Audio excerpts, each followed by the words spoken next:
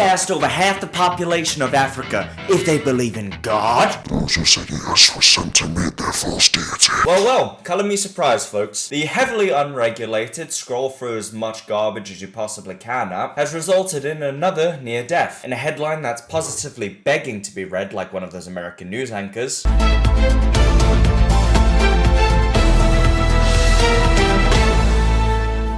Good evening, America. I am Cyan Winders. A TikTok challenge has left a teenage boy with burns covering 75% of his body. Over to Tom with more. Thanks, Cyan. Ever since the divorce, work is the only thing keeping my mind at ease. Typically, I'd be standing on location, but my absolute bitch of an ex-wife took the car and the kids. Okay. My life has lost all of its meaning. Yes, sadly, I'm afraid it's true. A young teenage lad who isn't as mature for his age as I am, trust me, I know, some random stranger at 7-Eleven told me so, has ended up putting himself in the hospital over a TikTok challenge. A 16-year-old TikToker and a football player was hospitalized after attempting to create a makeshift blowtorch with a spray paint can and a lighter. Mason Dark and his friends were participating in a dangerous TikTok challenge, which sees social media users use flammable aerosols to create miniature flamethrowers. Now, I'm the last person in the entire world to ever come to TikTok's defense. I think the amount of power it has over not only teenagers but grown people is disgusting. But I don't think TikTok is necessarily fully to blame for that happening. Just because I know as a very alpha male, when I was in high school, yesterday, me and my friends a year ago used to participate in this. Like, to be fair, young men are incredibly dumb, and I've personally done exactly what this guy has done. We used to do it even worse. We would spray actual Axe body spray on one another, and then set it alight as a joke. Or we used to play a game called Ishi Bobo, where you would kick a football in between someone's legs, and the whole object of the game was, if that happens to you, you have to run to a rugby post in order to touch it, while the other 20 guys playing the game beat the ever-living crap out of you. And I mean throwing like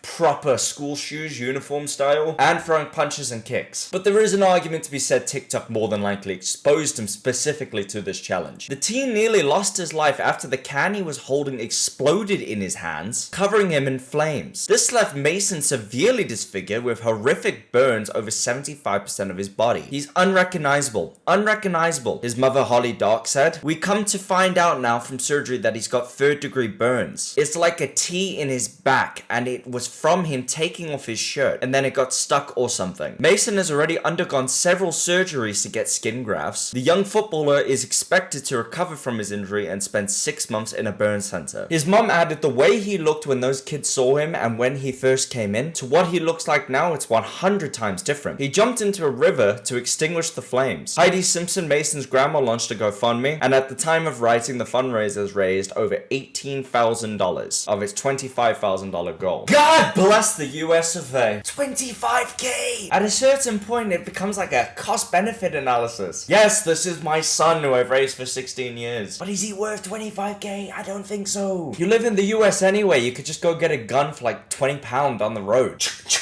Money problem solved. Now, after reading this story, my first initial thought was, wow, these are bad parents. That sounds harsh, that sounds cruel, but I always firmly believe it's 110% up to the parents to monitor what their children are watching. But then again, I've covered at least 10 of these stories by now, and read about countless more. At what point does it become TikTok's responsibility as well? I know they're getting hundreds of millions of videos uploaded to them every second, but surely with the amount of spyware they use to scan your face while you're taking a dump, they could recognize something that may cause malice and automatically delete that upload. Because this is just becoming a common occurrence. Not that I'm complaining, it gives me lots to talk about, but I'm pretty sure the kid with half of his skin missing is whinging. And all the people who got their car stolen in the Kia challenge. Oh, and also maybe the people who got a bunch of personal property destroyed during the Devious Licks challenge. I'm no tinfoil hat wearing conspiracy theorist, but part of you does wonder, is China intentionally pushing dangerous trends on our kids? Tom has more on the story. You're not taking my kids!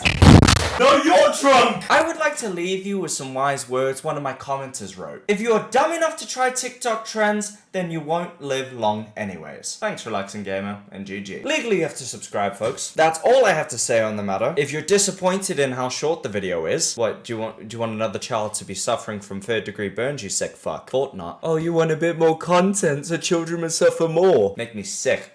But I do love you, and I'll see you later. Bye-bye.